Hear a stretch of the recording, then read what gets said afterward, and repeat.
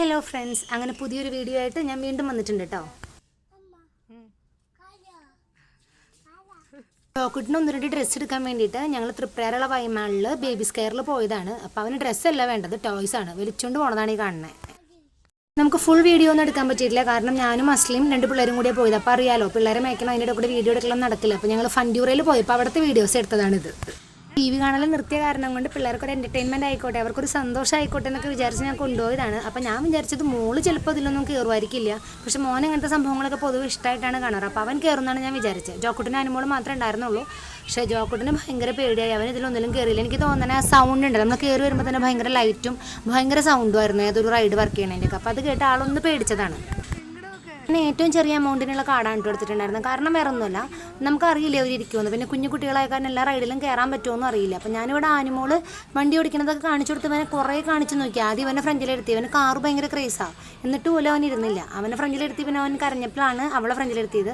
അവനെ ഇരുത്തി നോക്കിയിട്ട് അവർ ഇരിക്കണ്ടായിരുന്നില്ല. കുറേ നമ്മൾ കാണിച്ചു കൊടുത്ത് അവൾ കളിക്കണത്, പക്ഷേ ഒരു തരത്തിൽ അവൻ എടുക്കണുണ്ടായിരുന്നില്ല. പെട്ടെന്ന് എന്താ പറ്റിയെന്നറിയില്ല, അല്ലെങ്കിൽ കാറിന്ന് കണ്ടാൽ ചാടി വീണ ചെക്കനാ. ഇതെന്തുണ്ടായാവോ.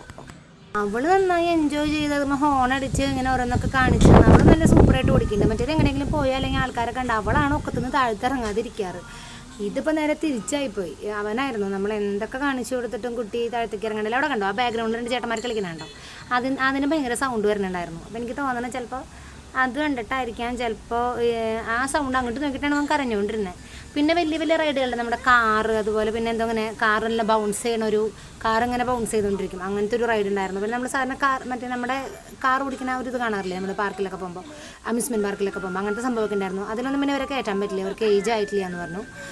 പിന്നെ നമ്മൾ കയറിയാൽ കയറ്റാൻ പറ്റുമെന്ന് ചോദിച്ചപ്പോൾ ഇല്ല എന്നാണ് പറഞ്ഞത്. പിന്നെ അത് ഇങ്ങനെ ഒരു റൈഡ്, ഇതിൽ ആദ്യം കയറിയപ്പോൾ അവൻ ചിരിച്ചു. ഈ ചിരിയും കളിയൊക്കെ കഴിഞ്ഞ് പിന്നെ വീണ്ടും ഇത് ഓടി തുടങ്ങി, സൗണ്ട് വന്നു തുടങ്ങിയപ്പോൾ വീണ്ടും കരച്ചിലായി. എങ്ങനെയൊക്കെ ഇരുത്താൻ നോക്കിയിട്ടും അവൻ ഇരിക്കണുണ്ടായിരുന്നില്ല. പക്ഷെ മോള് മറ്റേ നമ്മുടെ കുതിരപ്പുറത്തൊക്കെ കയറി അവൾ ഏതോ സിംഹാസനത്തിലിരിക്കണ പോലെ അങ്ങനെ ഇരുന്ന് പോകുന്നുണ്ടായിരുന്നു. അവൻ ഒരു തരത്തിലും സമ്മതിക്കുന്നുണ്ടായിരുന്നില്ല. പിന്നെ നമ്മൾ അവൻ അവിടെ നിന്ന് എടുത്തു കഴിഞ്ഞിട്ട് പിന്നെ അവൻ ആൻറ്റിയുടെ ഒക്കെ തന്നെയാണ്, താഴത്ത് ഇറങ്ങിയിട്ടില്ല. അപ്പോൾ അവൾ ആ റൈഡ് കഴിയണവരെ അവൾ അതിൽ കളിച്ചു. അവൾ വിളിക്കുന്നു, അവളും ഇങ്ങനെ ഓരോന്നൊക്കെ പറയണ്ടായിരുന്നു അവനോട്. പക്ഷേ അവൻ അതൊന്നും അമ്പിനും വില്ലിനും എടുക്കണുണ്ടായിരുന്നില്ല. ആൾ നമ്മളടുത്ത് നിന്നിട്ടും കൈ പിടിച്ചിട്ടും ഇതുമ്മലും ഇരിക്കുന്നു വിചാരിച്ചിട്ട് ഒരു ചിരിയൊക്കെ ഉണ്ടായിരുന്നു, പിന്നെ ഇരുന്നില്ല. അപ്പോൾ അത് അവർ ആ സൗണ്ടൊക്കെ കേട്ടപ്പോൾ അവിടെ നിന്ന് അങ്ങോട്ട് പോവുകയാണ്. അത് കഴിഞ്ഞിട്ടാണ് ഇങ്ങനെ ഒരു റൈഡ് കണ്ടത്. അപ്പോൾ അത് കണ്ടപ്പോൾ എനിക്കൊരു രസം തോന്നി. അപ്പോൾ ഇത് പിള്ളേരെ കൊണ്ട് കളിപ്പിക്കാൻ പറ്റില്ല, കാരണം ഒന്ന് അവർക്ക് പൊക്കല്, പിന്നെ അവർക്ക് അത്രയും ഫോഴ്സിൽ അടിക്കാനും പറ്റില്ലല്ലോ. അപ്പോൾ അത് രസത്തിന് ഞാൻ കളിച്ച് നോക്കി. പിള്ളേർ മാത്രം കളിച്ചാൽ പോരല്ലോ, നമുക്കൊരു എൻ്റർടൈൻമെൻറ്റൊക്കെ വേണ്ടേ. അപ്പോൾ നമുക്കിങ്ങനെ എന്തെങ്കിലുമൊക്കെ കളിക്കുമ്പോൾ ഭയങ്കര ഒരു ഇതാണല്ലോ. അപ്പോൾ എല്ലാത്തിനും കയറി അടിക്കണമായിരുന്നു. ചിലപ്പോൾ ഞാൻ അടിക്കുന്നതിന് മുന്നേ ആ ക്ലൗൺസ് താന്നു പോകും, ലൈറ്റ് കയറും.